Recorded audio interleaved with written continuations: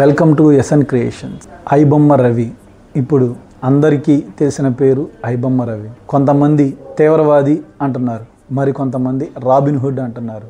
అసలు ఐబొమ్మ రవి తీవ్రవాద, రాబిన్ హుడ్డా? ఈ వీడియోలో తెలుసుకుందాం. రాజకీయ వ్యవస్థ, న్యాయ వ్యవస్థ, అధికార యంత్రాంగం అన్నీ దోపిడీకి గురవుతున్న ప్రజలకి సహాయం అందించాలి తప్పిస్తే ప్రజల్ని దోపిడీ చేస్తున్న వాళ్ళకి సహాయపడితే వాళ్ళలోంచి ఎప్పుడు ఒకరు పుట్టుకొస్తాడు, వాడే రాబిన్ హుడ్. భారతదేశంలో మొత్తం 7,500 పైగా థియేటర్లు ఉన్నాయి. వాటిల్లో 2,900 పైగా స్క్రీన్లు మన ఆంధ్ర, తెలంగాణ రాష్ట్రాల్లో ఉన్నాయి. అంటే దేశంలో ఉన్న 7,500 థియేటర్లు 40% థియేటర్లు ఆంధ్ర, తెలంగాణలో ఉన్నాయి.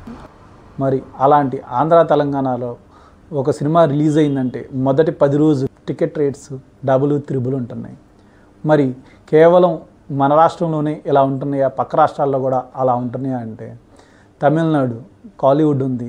అక్కడ రజనీకాంత్, కమల్ హాసన్, విజయ్, అజిత్ లాంటి హీరోలు ఉన్నారు. వాళ్ళ సినిమా రిలీజ్ రోజు టికెట్ రేట్లు రూపాయి పెంచరు. అదే సినిమా తెలుగులో రిలీజ్ అయిందంటే కమల్ హాసన్, రజనీకాంత్ సినిమాలకు కూడా తెలుగు రాష్ట్రాల్లో టికెట్ రేట్లు డబల్ చేస్తారు. మరి మలయాళంలో మోహన్ లాల్, మమ్ముట్టి లాంటి హీరోలు ఉన్నారు. మోహన్ లాల్ సినిమా 100 కోట్లు, 150 కోట్లు, 200 కోట్లు కలెక్షన్లు సాధించే సినిమాలు ఉన్నాయి. కానీ అక్కడ కూడా ఇప్పుడు టికెట్ రేట్లు పెంచరు. కన్నడంలో రిషబ్ శెట్టి, యష్, శివరాజ్ కుమార్ లాంటి హీరోలు ఉన్నారు. అక్కడ వాళ్ళ సినిమాలకు కూడా టికెట్ రేట్లు పెంచరు. కానీ తెలుగులో మాత్రం కాంతారాకు మొదటి 10 రోజులు టికెట్ రేట్లు డబల్ చేశారు. మరి హిందీలో రీసెంట్గా హృతిక్ రోషన్ సినిమా రిలీజ్ అయింది. కానీ హిందీలో ఎక్కడ సినిమా టికెట్ రేట్లు పెంచలేదు. తెలుగులో మాత్రం హృతిక్ సినిమాకి డబల్ రేట్లు పెంచారు. మరి ఎందుకు ఇలా ఒక్కొక్క రాష్ట్రంలో ఒక్కొక్క రకంగా సినిమా టికెట్ రేట్లు ఉంటున్నాయి? ఇలా తెలుగు రాష్ట్రాల్లో ఇలా దోపిడీ జరుగుతుంది కాబట్టి ఐబొమ్మ రవి లాంటి వాళ్ళు పుట్టుకొస్తూనే ఉంటారు. ముందు సినిమా టికెట్ల రేట్లను తగ్గించండి.